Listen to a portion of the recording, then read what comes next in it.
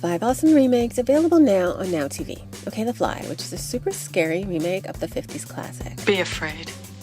Be very afraid. The first one mostly afraid of the 80s with its oversized technology and shoulder pads. Jeff Goldblum plays a mad scientist trying to teleport objects from one phone booth to another. I'm working on something that'll change the world. It does work on Gina Davis's stocking, but on real animals, not so much. Which of course means that if it turns this steak bad, Okay, fine. you should definitely teleport yourself. And he does, but he's not alone, which at first seems okay, because the only side effect is he becomes a very good gymnast. But then comes the bad skin, weird back hairs, and lack of table manners. That's disgusting. It gets worse for him from there and better for us, as this movie turns Goldblum into possibly the most gruesome creature in a movie ever. My God.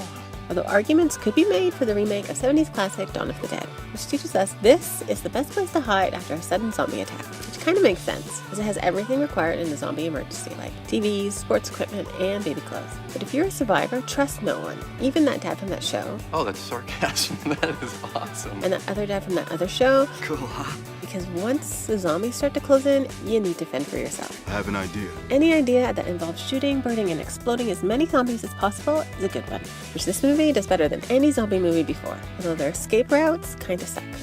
Speaking of bad escape routes, here's The Italian Job, which is a remake of The Italian Job. And they're still after gold, but it really should be called The Hollywood Job, because even though it starts in Italy, it mostly takes place in LA. It has traffic like this. Unbelievable. Which is probably why they stayed true to the original minis. And although they look really tiny compared to the US cars, they prove to be much better at getting around on sidewalks, through subways, and away from helicopters. So I'd think twice before letting Charlize drive, despite her safe-cracking skills. Not bad. This movie is more like a reimagining than a remake, but this crew is kind of like the new Mini. Faster, techier, and better looking. Absolutely. Sometimes a remake is so good, you don't even realize that it is a remake. Like the 10 Commandments, where a buff and shiny Charlton Heston plays Moses, who wants to be the next pharaoh and marry this girl. Hold me. So does his evil and equally buff cousin Yule, You're going to be mine. despite her constant overacting. In the end, it doesn't really matter, because they find out that Heston isn't really Egyptian, I am Hebrew. and so instead he becomes a shepherd and God speaks to him and tells him to free the slaves, which begins a movie journey in epic awesomeness, with its size, scale, and length. Not unlike Heston's beard and hair throughout. Speaking of hairy heroes, here's King Kong, where Jack Black is this movie director who convinces Naomi Watts and the coach from Friday Night Lights to make a movie on Skull Island, which obviously is a safe place to shoot. Nervous. Should I be? She should be, and not just because of frightening natives or the creepy crawlies or Adrian Brody, Don't have to be nervous. but because of this guy.